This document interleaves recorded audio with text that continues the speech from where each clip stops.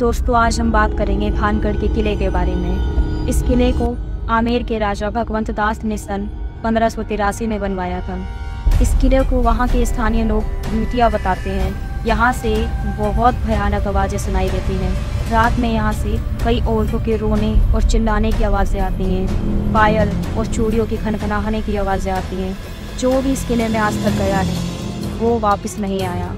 यहाँ पर हवाओं में अजीब सी सनसनाहट, अजीब सी आवाज़ें महसूस होती हैं। ऐसा लगता है जैसे कोई हमारा पीछा कर रहा है, कोई हमारे कंधे पर हाथ रख रहा है, कोई हमें रोकना चाहता है। वहाँ से पीछे से आवाज़ें आती हैं, लेकिन हमें पीछे मुड़कर नहीं देखना चाहिए किसी भी कीमत पर। और रात के समय भूल कर भी ये गलती ना करें, उस किले में नहीं जाना चाहिए।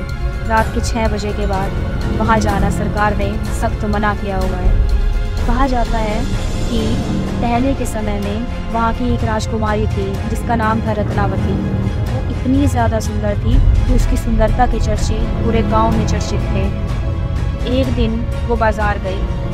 वहाँ पर एक तांत्रिक की नज़र उस राजकुमारी पर पड़ गई।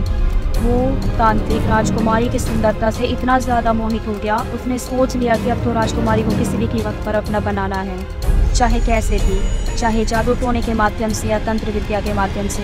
वो राजकुमारी को पाना चाहता था, किसी भी हद पार करके। एक दिन राजकुमारी का नौकर एक इत्र लेने के लिए बाजार गया। तांत्रिक की नज़र उस नौकर पर ही थी। तांत्रिक ने उस नौकर को देख लिया, धीरे से उसके थैले में से इत्र की शीशी निकाली और उसने अपनी तंत्र विद्या को फूंक दिया। उस तंत्र विद्या और जादू कर दिया उस इत्र ने, और फिर से उस इत्र की शीशी को उस थैले में डाल दिया। जैसे ही वो इत्र लेकर नौकर राजकुमारी के पास पहुंचा, उस नौकर ने वो शीशी राजकुमारी को दे दी। लेकिन राजकुमारी का एक राजदूत ये सारी क्रियाएं देख रहा था। राजकुमारी के राजदूत ने बता दिया कि ये इत्र की शीशी तांत्रिक ने तंत्र विद्या से तंत्रित किया हुआ है।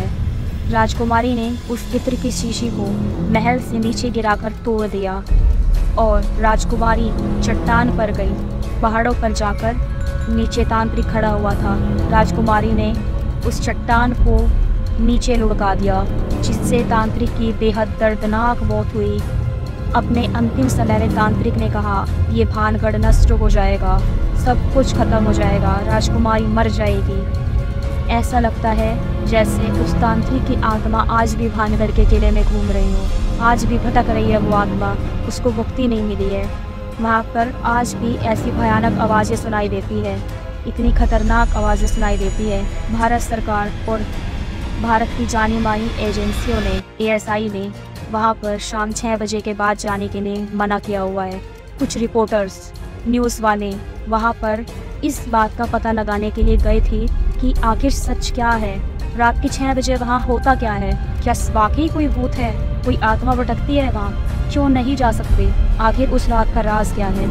कुछ रिपोर्टर्स ये पता लगाने गए ज़रूर थे, लेकिन वो आज तक भी लौट कर नहीं आए। सभी को यही हिदायत दी जाती है कि शाम के 6 बजे वहाँ भूल कर भी ना जाएं। ये आप सब के लिए खौफनाक हो सकता है।